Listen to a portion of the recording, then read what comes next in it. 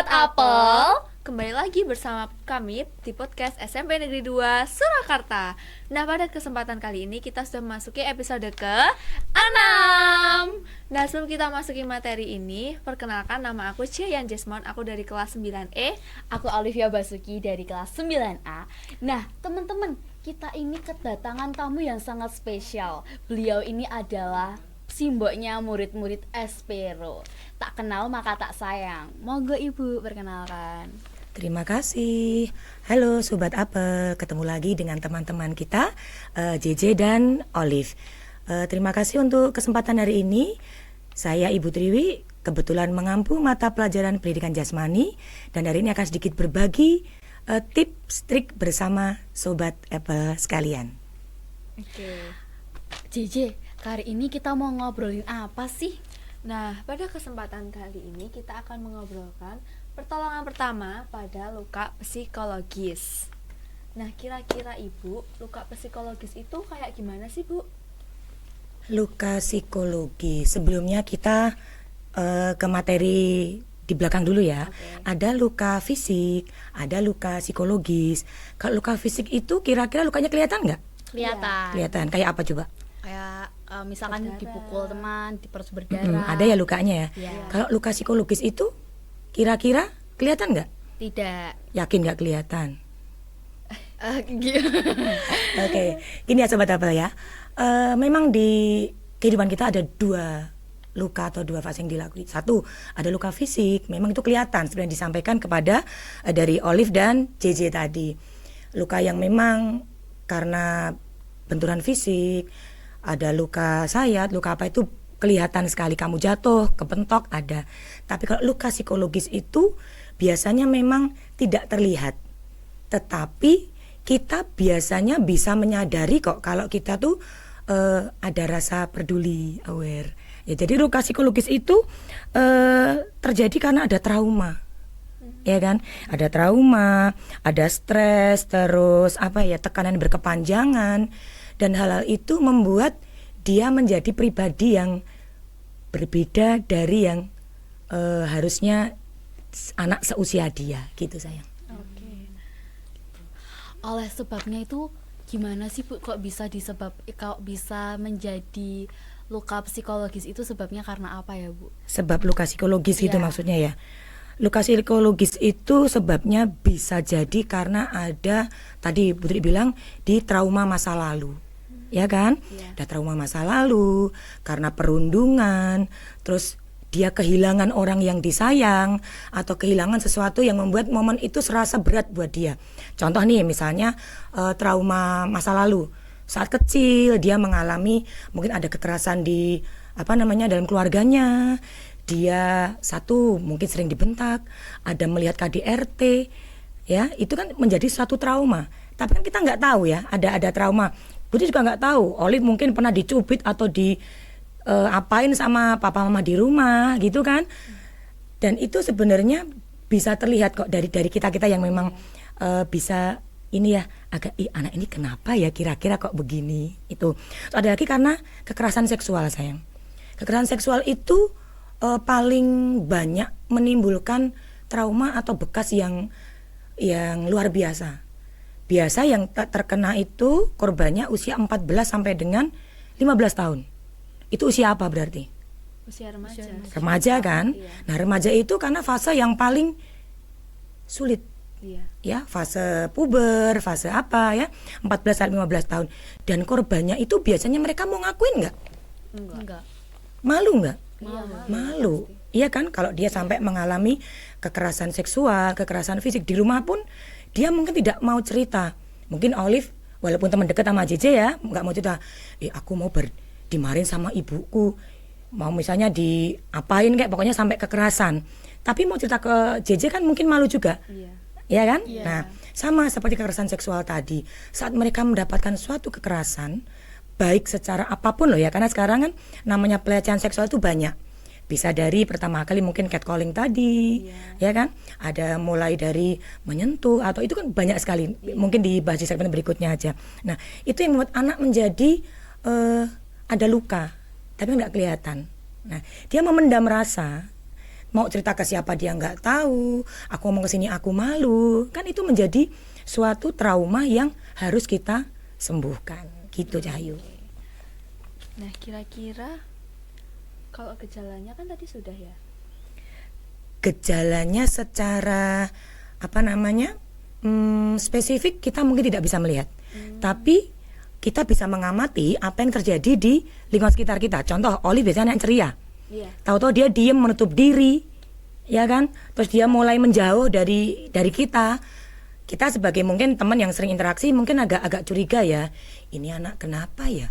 Kok tahu-tahu dia menutup diri, terus selesai sekolah langsung pulang, terus dia tidak mau berinteraksi dengan kita. Itu ada apa ya? Nah, itu bisa salah satu menjadi indikator seseorang itu memang perlu teman atau sahabat yang tepat untuk menyembuhkan luka psikologis dia. Oh gitu. Kalau reaksi mentalnya tuh gimana ya Bu Triwi? Reaksi mental yang gimana? Kayak misalkan kok misalnya pelajaran biasanya anak ini fokus terus aktif untuk menjawab, terus tiba-tiba nggak aktif dan jadi pendiam gitu loh Bu. Nah, itu kan salah satu reaksi tadi ya, ada reaksi fisik, reaksi mental ya. Reaksi mentalnya kan dia jadi kecemasannya berlebih. Karena mengalami suatu trauma. Ya kan? Jangan-jangan aku begini lagi, aku dimarahin lagi. Aku jam segini, aku dipukul lagi. Itu kan trauma. Ya kan? Nah, nanti di belakang kita akan bahas bagaimana cara itu loh, mengantisipasi, menyikapi supaya tidak terjadi luka psikologisnya yang menetap di situ. Oh gitu. Kalau cara menangani anak-anak seperti itu atau teman-teman seperti itu gimana ya Bu Triwi? Sekarang balik tanya. Ini tak kasih lihat ya.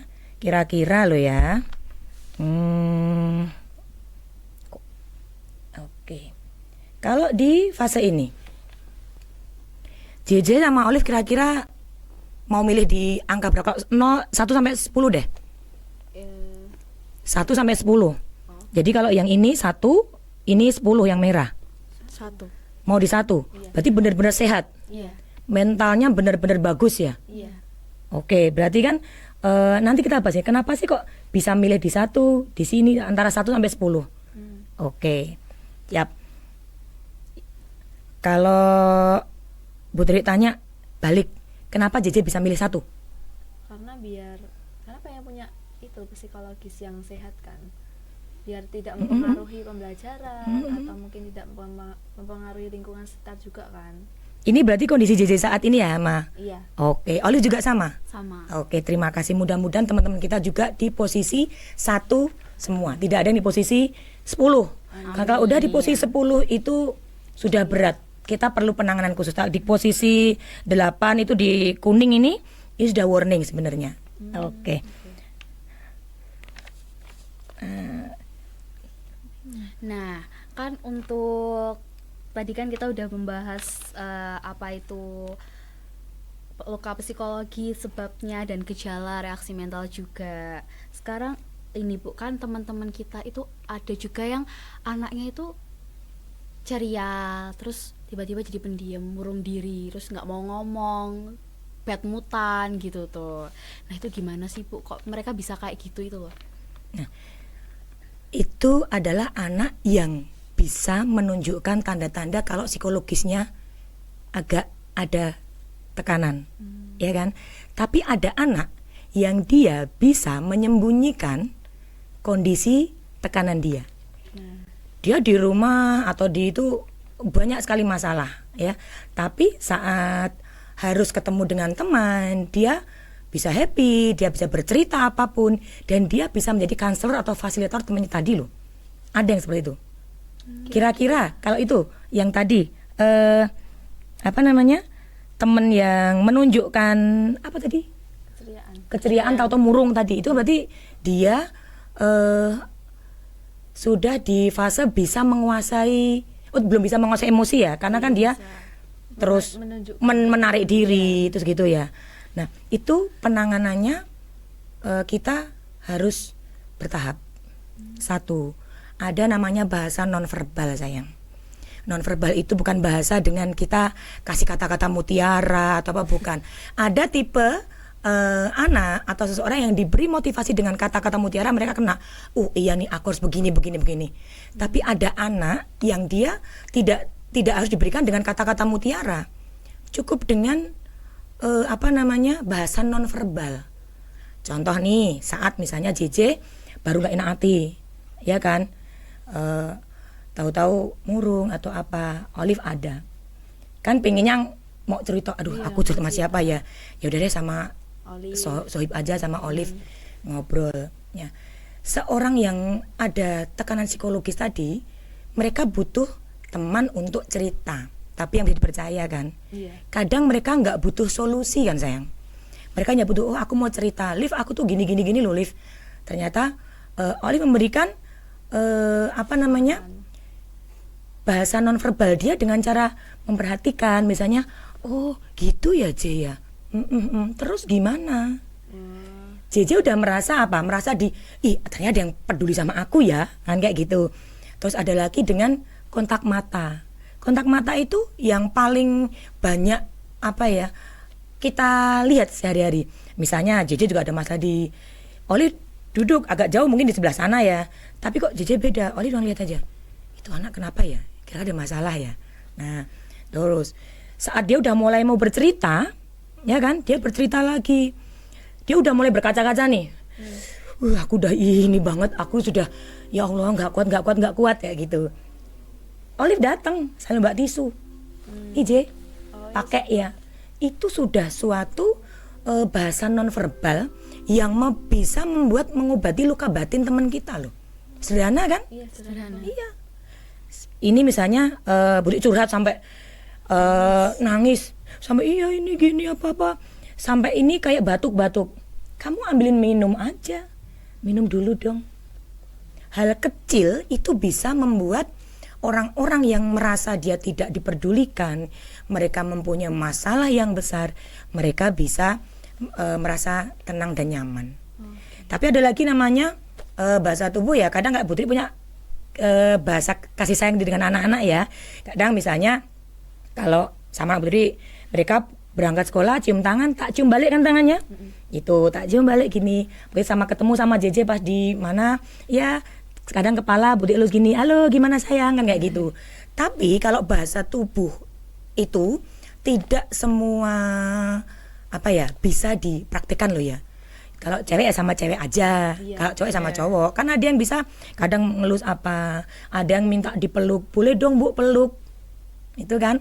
Dan bocahnya cowok piye coba, maksudnya Budi mau waduh, gitu kan. Nah jadi kan otomatis kita harus menjaga, biasanya yang bahasa pakai tubuh minta dipeluk atau apa itu tadi itu agak kita lewati. Tapi kalau mungkin kalau deketan gini ya, ngobrol kalau terlalu jauh gitu kan, dia mau cerita juga gimana, mau curhat kan. Tapi kalau dekat gini, oh iya ya, sambil pegang tangannya gini aja, sabar ya. Nah kayak gitu, itu sudah suatu bentuk gestur yang membuat dia merasa, ya Allah terima kasih sekali, aku punya teman, aku dihargai. Begitu sayangku. Nah, kenapa sih Bu kok luka psikologis itu perlu ditangani? Sebenarnya luka psikologis ataupun luka fisik itu pun perlu ditangani semua. Luka fisik nggak ditangani terjadi kecacatan, ada infeksi ya kan. Luka psikologis juga terjadi kecacatan nanti bisa. Yang cacat apanya? Hati, mental, ya kan? Karena apa? Tidak segera disembuhkan. Gitu. Jadi luka psikologis yang Budi bilang di awal tadi itu tidak tampak, tidak kelihatan, tapi efeknya luar biasa. Karena saat mental kita terganggu, fisik kita terganggu loh. Ya enggak? Iya. Kalau kita udah, aduh aku males deh, nggak mau sekolah, nggak mau ini, mau jalan sudah capek, mau makan, aduh ntar tanganku capek deh kalau makan. Kenapa? Dia merasa karena tadi pengalaman dia dibully, perundungan, badannya gede, dia dibully, akhirnya dia nggak mau makan, dia menutup diri akhirnya. Nah otomatis dari psikologis dan fisiknya kan juga kena. Mau belajar nggak ada asupan gizi yang masuk, gimana bisa ini fokus ya kan? Oh, ternyata kita punya insight baru bahwa setiap orang memiliki luka psikologis atau luka yang tidak terlihat, dan kita dapat membantu menyembuhkan luka itu dengan kepedulian kita terhadap mereka. Oke Sobat Apel, sampai jumpa di episode selanjutnya. Dadah!